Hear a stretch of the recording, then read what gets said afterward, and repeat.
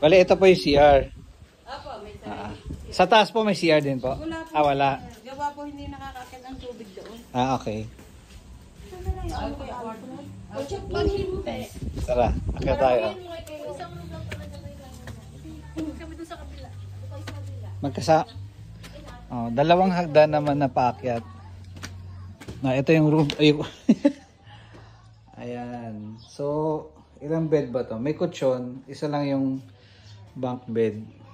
May fan sa ceiling. Oo nga, bukas naman. Pinasok ko lang yung braso ko sa ano. Ayan. Maginhawa naman. Maliwala sa ano pag binuksan mo yung bintana. Ano dito? Ito view mo. Ayan, oh. Dito tayo lang ako ng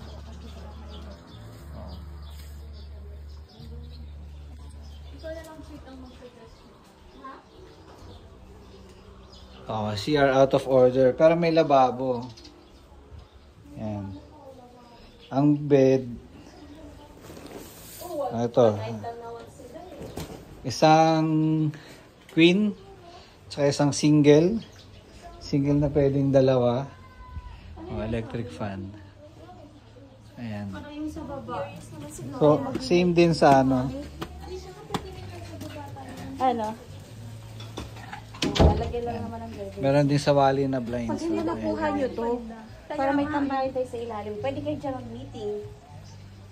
Paano pala yung ano natin? Pag nag-church tayo? ayan. Sabado? Ito na lang sama. Pwede naman dyan. Ito na. Ayan, ganun din. So, may ceiling fan. Meron ding stand fan. Ito yung 5K na duplex. Ah. Oo. 8 to 10 tao pa. Ganito kalawak yung field. Dito yung Ay, yung video na may tindahan. Ayan, mini store. Pero hindi naman ganun karami yung tinda. Siguro mga basic lang yan. Suka, sabon, tapos pwede ka naman. toyo, asin. Yan. Ito, mga rooms. Yan, mga rooms. Ito tindahan na to. So, dito, one. Tapos doon may dalawang cottage. Yun lang yung pinaka-cottage dito. Mag-camping. The rest, yan, kagaya nito. Oh, naka-camping lang. Yan, doon din sa unahan. Naka-camping lang din. Ito may isang malaking puno pero hindi ganun kakapal yung mga dahon niya kaya hindi masyadong shaded yung shadow para sa ano. So low tide siya. Ayan. Baka pa low tide pa rin to.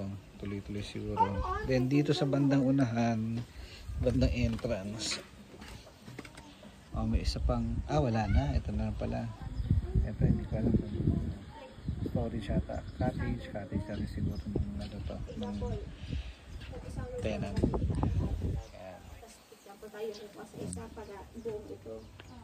Okay, goods.